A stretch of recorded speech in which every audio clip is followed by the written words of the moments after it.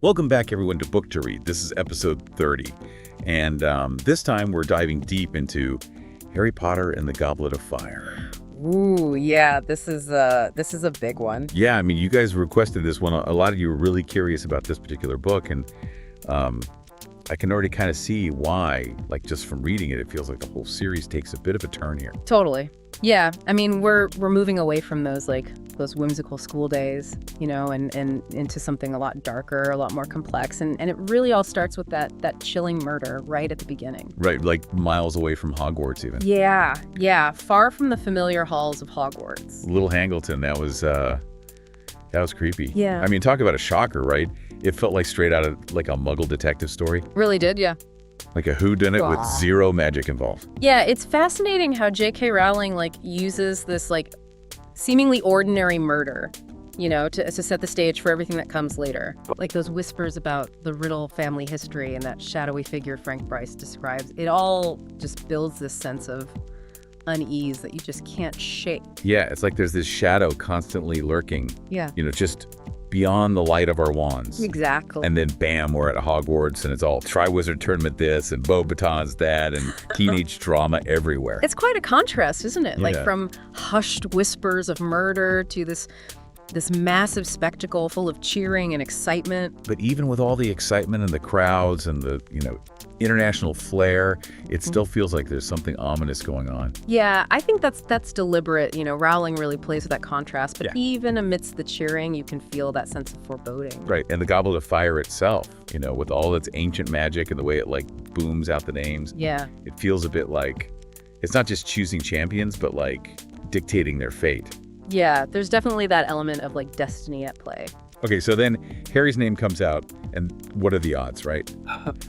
Underage fourth champion, nobody saw that coming. It throws everything into chaos. Total chaos. Yeah, I mean, you're immediately suspicious. Who put Harry's name in there? Yeah, who would do that? Why would they do that? And that act right there, it sets off this chain reaction of doubt and intrigue that basically drives the whole story. It's like someone's playing this really high-stakes game. Oh, absolutely. And Harry's the pawn. One willing pawn. Yeah, and then the tasks themselves are nuts. Dragons and mer people and a giant maze. It's a nightmare. It's enough to give anyone nightmares, and Harry's just 14. I know. He's forced to confront his fears head on, think on his feet and rely on his instincts to survive. Yeah, I mean, it's intense. And we see him grow so much in this book, not just as a wizard, but as a person. His courage and resourcefulness are truly tested. He really steps up. He does. And thank goodness for Ron and Hermione, right? Talk about a solid support system. They're there for him even when the pressure's insane. True friends right there. True friends. Even when, let's face it, Ron's a bit jealous. Oh, Ron. Yeah, the Hermione and Crumb situation. A little bit of teenage drama. Yeah, classic. It's realistic, though, isn't it? I mean, you've got the complexities of friendship, especially at that age, amidst these crazy life or death events. Right. Ron feels overshadowed, and he reacts in ways that hurt the people he cares about most. Totally. And it just adds this whole other layer to their dynamic, right? Exactly. We get to see how they handle conflict, how they forgive each other. It's pretty real. Yeah. And then there's Hagrid. Oh, Hagrid, yeah. I mean, how he's treated. After Rita Skeeter publishes that article about his heritage, it's just awful. It's heartbreaking. He's this kind, gentle giant. The kindest. And he's judged and ostracized for something he can't even control. It's a potent reminder, that even in a world full of magic, prejudice exists. Right. And it doesn't discriminate. Hagrid embodies kindness and loyalty, but he's still feared because of his ancestry. Yeah, and the Ministry does nothing to help. Not a thing. If anything, they make it worse. Yeah, it's a real indictment of the institutions that are supposed to be protecting everyone. And through all of this, Harry's scar is throbbing. Yeah. He's having these disturbing dreams, these visions of Voldemort, and it's like a constant reminder that the real threat hasn't even been revealed yet. Right. It's like a storm brewing. Absolutely. Those dreams are crucial. They offer glimpses into Voldemort's mind, his plans, his growing power, and it's through them that we see the Death Eaters returning, the darkness starting to spread. It's ominous, for It's sure. very ominous. And then Harry tells Dumbledore about the dreams. And that's when things get really interesting. That's a turning point. Yeah, it is, because Dumbledore finally acknowledges the danger. Yeah. He says, yeah, Voldemort could be coming back. And he doesn't just say it, he shows Harry proof. He uses the pensive to show him those fragmented memories, like puzzle pieces from the past that start to illuminate what's happening in the present. Right, and it's like all these seemingly random events start to connect. We've got Bertha Jorkins disappearing, Barty Crouch acting strange, Ludo Bagman's shady business deals. It's all a bit suspicious. It all points to one terrifying truth. Voldemort is back. He's back. But the Ministry of Magic, they're in denial. Complete denial. Fudge, especially, he's like clinging to this idea that everything's fine because he doesn't want to rock the boat. Right, he's blinded by his own ambition, Yeah. and his desire to maintain control and order, so he just dismisses Harry's warnings completely. Which is so frustrating. It is. It's like he's choosing to ignore the truth because it's easier than facing it. And it makes them all so vulnerable. Oh, incredibly vulnerable. Right. They're completely unprepared for what's coming. And then there's the third task, the maze. It's like this brilliant metaphor for life, isn't it? It really is. Harry's forced to navigate this web of obstacles face. His fears make decisions that could literally mean life or death. And he encounters some terrifying creatures in that maze. Oh yeah, Blast-ended Scrooge, a Bogart, even a Sphinx. It's a Yeah. wild ride. And each one of those creatures represents a different aspect of Voldemort's power. Right, it's like each step in the maze brings Harry closer to confronting his destiny. And when he finds Cedric injured his decision to help, even though it means he might lose the Triwizard Cup, that shows his true character. Yeah, he chooses compassion over glory. He does. He demonstrates a sense of fairness and loyalty that's just remarkable. But that act of kindness leads him straight into Voldemort's trap. right into his clutches. That graveyard scene is rough. It's brutal. The ritual, the way Voldemort is resurrected, and then Cedric's murder, it's turning point for the whole series. Absolutely. The mood shifts drastically after that scene. The lightheartedness of the earlier chapters is gone, and it's replaced by this sense of urgency and dread. Yeah, it's like a shadow has fallen over the whole wizarding world. And Harry returns to Hogwarts, a changed person carrying the weight of Cedric's death and the horrifying truth about Voldemort's return. It's a lot for anyone to carry, let alone a teenager. A lot of trauma. And then just when we think we've processed all that, bam, Mad-Eye Moody turns out to be Barty Crouch Jr., a Death Eater in disguise. Talk about a plot twist. I remember gasping when I first read that. It's so brilliantly done. Rowling plays with our expectations so expertly. All those little quirks we thought were just Moody being eccentric, his paranoia, his fascination with the dark arts. Right. They suddenly become clues to his true identity. It's like watching a puzzle come together that the picture it reveals is terrifying. It makes you question everything you thought you knew. And the fact that Crouch Jr. was able to fool everyone for so long, it shows how deep Voldemort's influence goes. Exactly. And poor Winky caught in the middle of it all. Yeah, her loyalty to the Crouch family, even after everything that happened, it's heartbreaking. It highlights the complex and often exploitative relationship between house elves and wizards. And it's a reminder that even in a world of magic, there are systems of oppression that need to be challenged. Absolutely. It fuels Hermione's passion for elf rights. She sees the injustice and she's determined to fight it. Do for her. That leaving feast at the end of the book is so different from the feasts in the other books. It is, there's no real celebration. It's more somber. Yeah, it's like everyone can sense the danger that's coming. Dumbledore's speech is basically a warning, a call to action. He's saying the wizarding world needs to unite to face this threat. And he leaves us with so many unanswered questions. Yeah, like what will happen to Harry? What role will Snape play? And what's the deal with Ludo Bagman? It's like Rowling is intentionally leaving us hanging, wanting more.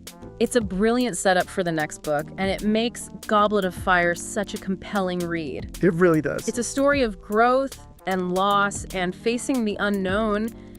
It marks a turning point, not just for Harry, but for everyone in the wizarding world. And that's what makes it so powerful. Yeah, We're not in Kansas anymore. definitely. This is a whole new game. A whole new game with much higher stakes. Yeah, it really feels like the calm before the storm. You know, even the lighthearted moments had this underlying sense of dread. Like the Yule Ball. Exactly, the Yule Ball. All that glitz and glamour and teenage drama, it's classic Hogwarts. Yeah, a classic Hogwarts tradition. A little bit of romance, a little bit of awkward dancing. Oh, the dancing. I mean, picture this. You're a 14-year-old wizard. Uh-huh. You're trying to navigate this whole school dance situation in dress robes that probably don't even fit. And the girl you like is dancing with the international Quidditch star. Poor Ron. I know. His reactions, though, while maybe not the best, do highlight how easily insecurity can lead to misunderstandings, especially at that age. Oh, totally. We've all been that awkward teenager at some point. Right. It's something we can all relate to, I think. For sure. But it does make you think about how important communication and empathy are in any relationship. So true. And then there's Hermione. Bless her heart, she's trying to help, but she often just makes things worse. Yeah, Hermione's always had a knack for stating the obvious, hasn't she? She means well. She does. She cares deeply about her friends and wants to see them happy, but sometimes that unsolicited advice can backfire. It's a learning curve for all of them, but ultimately their friendship survives, which is the important part. Exactly. And speaking of friendships, I can't let this go how Hagrid's treated after that Rita Skeeter article. It's awful. Like he's this gentle soul who would never hurt a fly, and suddenly everyone's afraid of him. It's heartbreaking, Hagrid embodies kindness and generosity, and yet he's judged and feared because of his heritage. It's a reminder that prejudice exists everywhere, even in a magical world. And the Ministry does nothing to challenge those prejudices. Nothing. If anything, they make it worse. It's a failure of the system, a system that's supposed to protect everyone. And while all this is going on, Harry's still dealing with those visions of Voldemort. Right, they're getting more frequent, more disturbing. Like something really bad is coming. Those visions are giving us a window into Voldemort's mind, his plans, his growing power. We see the Death Eaters returning, the darkness spreading. It's ominous. Very ominous. And then Harry finally tells Dumbledore about the dreams. And that's when things shift. It's a turning point because Dumbledore confirms Harry's fears. Voldemort really is coming back. And he shows Harry proof using the pensive to reveal those fragmented memories. It's like Dumbledore's giving us a glimpse behind the curtain, showing us these pieces of the past that help explain what's happening now. Like putting together a jigsaw puzzle. Each memory reveals a new piece of the bigger picture. Exactly. We've got Bertha Jorkins disappearing, Barty Crouch acting all strange, Ludo Bagman's shady business deals. All connected. And it all points to one terrifying truth. Voldemort is back. But the Ministry of Magic, they're in denial. Complete denial. Especially Fudge. He's clinging to this idea that everything's fine. He's blinded by his own ambition, his desire to maintain control, so he just ignores Harry's warnings. It's so frustrating. It's like he's choosing to bury his head in the sand. And it makes the wizarding world so vulnerable. They're completely unprepared for what's coming. Totally unprepared. And then there's the third task, the maze. It's a pretty brilliant metaphor for life, don't you think? It really is. Harry's in this massive maze having to face all these obstacles, these terrifying creatures, and make decisions that could mean life or death. He encounters blast-ended Scroots, a boggart, even a sphinx. It's intense. And each creature represents a different aspect of Voldemort's power. Right, like every step in the maze brings Harry closer to confronting his destiny. And when he finds Cedric injured, his decision to help, even though it could cost him the tournament shows true character. He chooses compassion over glory. He does. It's a testament to his sense of fairness and loyalty. But it leads him right into Voldemort's trap. Straight into his clutches. The graveyard scene is rough. It's brutal, one of the darkest moments in the series. The ritual, Voldemort's resurrection, Cedric's murder, it changes everything. The mood shifts completely after that scene. The lightheartedness is gone, replaced by this sense of urgency and dread. It's like a shadow has fallen over the wizarding world. And Harry returns to Hogwarts, a changed person. He's carrying the weight of Cedric's death and the knowledge that Voldemort is back. It's a heavy burden to bear, especially for a teenager. A lot of trauma. And then, just when we think we've absorbed all that, Bam Mad-Eye Moody turns out to be Barty Crouch Jr. That reveal is mind-blowing. I know, I remember thinking, wait, what? Rowling is a master of suspense and plot twists. All those little things we thought were just Moody being Moody suddenly make sense. Right, all those quirks, they were clues. Exactly. We thought he was eccentric, but it was all part of his disguise. And the fact that he was able to fool everyone for so long, it's terrifying. It shows how deep Voldemort's influence goes, how easily he can manipulate people. And poor Winky caught in the middle of it all. Her loyalty to the Crouch family, even after everything that happened, it speaks volumes about the complex relationship between house elves and wizards. It's a reminder that even in a world of magic, there are systems of oppression that need to be addressed. And it strengthens Hermione's resolve to fight for elf rights. She sees the injustice, and she refuses to ignore it. Good for her. That final scene at the Leaving Feast, it's so different from the feasts in the other books. It is much more somber. It's like everyone can sense the darkness that's approaching. Dumbledore's speech is a call to arms, a warning that the wizarding world needs to unite against this threat. And he leaves us with so many unanswered questions about Harry, about Snape, about Ludo Bagman. It's brilliant. It keeps us guessing, wanting to know what happens next. Goblet of Fire is such a turning point in this series. It leaves you with this feeling that things will never be the same. Exactly. The stakes are higher, the danger is real, and the fight has just begun. Yeah, it's like the carefree days are over. Hogwarts will never be the same. Yeah, it's a real turning point for the series and for Harry. I mean, he's not just the boy who lived anymore. Right. He's becoming the symbol of resistance against Voldemort, but he's still a kid, He is. He's dealing with grief and teenage angst and this massive destiny. It's a lot. It is, and the way Dumbledore lays it all out at the end, it's chilling. I know he doesn't sugarcoat anything. No, he doesn't. He's preparing Harry and us as readers for a long, hard fight. Right, he's saying this is not going to be easy. There will be losses, there will be sacrifices. And it's a huge contrast to the tone of the earlier books. Those were more lighthearted, more adventurous. Totally. This book feels different. Yeah, it's more mature, more realistic, and it shows us that the fight against evil isn't always straightforward or triumphant. Right. Sometimes it's messy and complicated, and there's a lot of heartbreak. And that's what makes the story so compelling, because it reflects real life. Yeah. Good and evil aren't always black and white, and victory can be bittersweet. So true. And speaking of complexity, what about Snape?